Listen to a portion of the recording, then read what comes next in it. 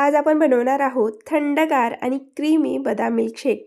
फक्त काही साहित्य वापरून 5 मिनिटात तयार होणारी ही सोपी रेसिपी उन्हाळ्यासाठी एकदम परफेक्ट आहे आणि खास म्हटलं तर होळीसाठी तर खूपच स्पेशल आहे। बदामामुळे शरीराला एनर्जी मिळते आणि चवही अप्रतिम लागते। एकदा नक्की करून बघा। आवडल्यास व्हिडिओला एक लाईक करा, चॅनलला सबस्क्राईब करून घ्या। त्यासोबत आपल्या फ्रेंड आणि फॅमिली सोबत शेअर करायला विसरू नका। चला तर पटकन सुरुवात करूया आपल्या शरबत रेसिपीला। तर बघा इथे मी एक कढई घेतलेली आहे, त्याच्यामध्ये अर्धा लिटर इतकं दूध ॲड करायचं आहे। तुम्हाला जो इझिली दूध अवेलेबल असतो तो दूध तुम्ही इथे वापरा। इथे मी म्हशीचा दूध वापरलेला आहे, जो घरामध्ये रेग्युलर येतो तो दूध घेतलेला आहे। त्याच्यातला आपल्याला 2 ते 3 चमचा थंड दूध बाजूला काढून घ्यायचं आहे। त्यानंतर गॅस ऑन करून घ्यायचं आहे आणि दुधाला गरम करून घ्यायचं आहे। इथं दूध खूप वेळ आटवायची गरज नाही आहे, थोडंसं आपल्याला फक्त दुधाला उकळी येईपर्यंत दुधाला गरम करून घ्यायचं आहे। तर बघा दुधाला मी गरम होण्यासाठी ठेवलेलं आहे।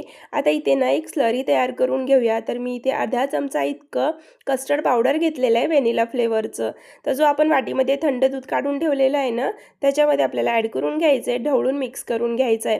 त्याच्यामध्ये एकही गुठळ्या होऊ द्यायचं नाही आहे। छान असा स्मूथ स्लरी तयार करून घ्यायची आहे।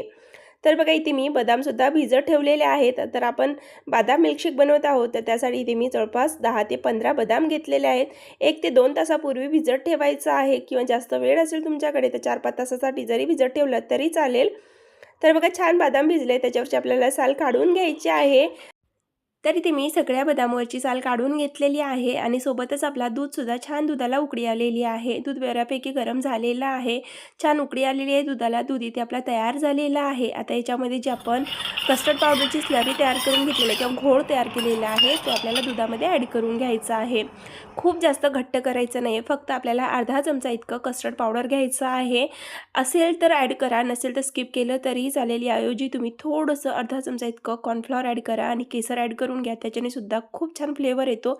आणि थोडासा पाव चमचा इतकं इलायची पावडर ॲड करून घ्या। पण माझ्याकडे अवेलेबल असल्यामुळे इथे मी अर्धा चमचा इतकं कस्टर्ड पावडर ॲड केलेलं आहे।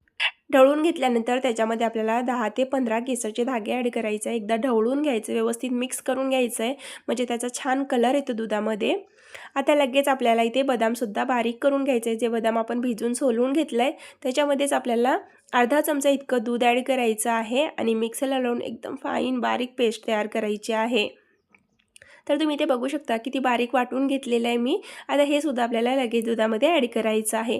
हे दूध आपल्याला खूप जास्त वेळ शिजवत बसायची अजिबात गरज नाही आहे, कारण यामध्ये आपण बदामची पेस्ट ॲड करणार आहोत आणि थोडंसं आपण याच्यामध्ये जे आपण कस्टर्ड पावडर ॲड केलेले त्याच्याने सुद्धा थिकनेस येते। तर कंटिन्युअसली परत आपल्याला हे 4-5 मिनिटापर्यंत ढवळून शिजवून घ्यायचं आहे बदाम टाकल्यानंतर। आणि त्यानंतर बघा मी इथे 2-3 बदाम, 2-3 काजू आणि 2-4 इतके पिस्ता घेतलेले, ते बारीक बारीक कट करून घेतलेले आणि ते सुद्धा दुधामध्ये ॲड करून घ्यायचं आहे। ते पूर्णपणे ऑप्शनल आहे, पण चवीला छान लागते। ते तोंडामध्ये छान बारीक बारीक क्रंच येतो ना, त्याच्याने चव खूप छान लागते, म्हणून ॲड केलेला आहे। त्यानंतर त्याच्यामध्ये पाव कप इतकी साखर ॲड करायची आहे। परत कंटिन्युअसली ढवळून याला 10 मिनिटापर्यंत शिजवून घ्यायचं आहे। तर बघा इथे मी कंटिन्युअसली 10 मिनिटापर्यंत छान याला शिजवून घेतला आहे। तुम्ही थिकनेस बघू शकता, छान क्रीमी रिच असा इथे आपला बदाम मिल्कशेक बनून तयार झाला आहे। गॅस बंद करून घेऊया आणि आता पूर्णपणे जोपर्यंत चिल्ड होत नाही तोपर्यंत त्याला थंड करून घ्यायचं आहे। जे कढईच्या बाजूला मलाई लागले ते पूर्ण काढून घ्यायचे आपल्याला चम्मचनी। आणि हा दूध थंड झाल्यानंतर फ्रीजमध्ये ठेवायचा आहे आणि जोपर्यंत छान गार होत नाही तोपर्यंत, गार झाल्यानंतर आपल्याला हे सर्व करायचं आहे। तर बघा ही कढईच मी फ्रीजमध्ये ठेवून घेतलेली आहे, पूर्णपणे गार झालेलं आहे दूध। आता आपण सर्व करून घेऊया। तर बघा इथे मी एक ग्लास घेतला आहे, त्याच्यामध्ये छान दूध आपल्याला सर्व करून घ्यायचं आहे। तर मी इथे ग्लास भरून घेतलेला आहे। अशा पद्धतीने आपल्याला इथे सर्व करायचं आहे। आता परत एकदा दुसरा एक ग्लास रेडी करून घेऊया, त्याच्यानंतर वरून थोडीशी आपण गार्निशिंग करूया। तर बघा इथे सुद्धा मी सर्व करून घेतलेला आहे। आता याच्यावरून ना थोडंसं बारीक क्रश करून घेतलेला पिस्ता गार्निश करणार आहे। एकतर दिसायला खूप सुंदर दिसतो, एकदम छान दिसते। त्याच्यावरून थोडेसे केसरचे धागे पण ठेवूया।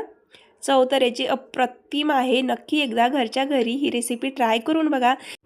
होळी येत आहे, होळीला तर नक्की हे ट्राय करून बघा। तुम्ही करणार की नाही तेही कमेंट करून सांगा। जर रेसिपी आवडली असेल तर व्हिडिओला एक लाईक करा, चॅनलला सबस्क्राईब करून घ्या। पुन्हा भेटू अशाच पुढच्या एक नवीन व्हिडिओमध्ये। थँक्यू।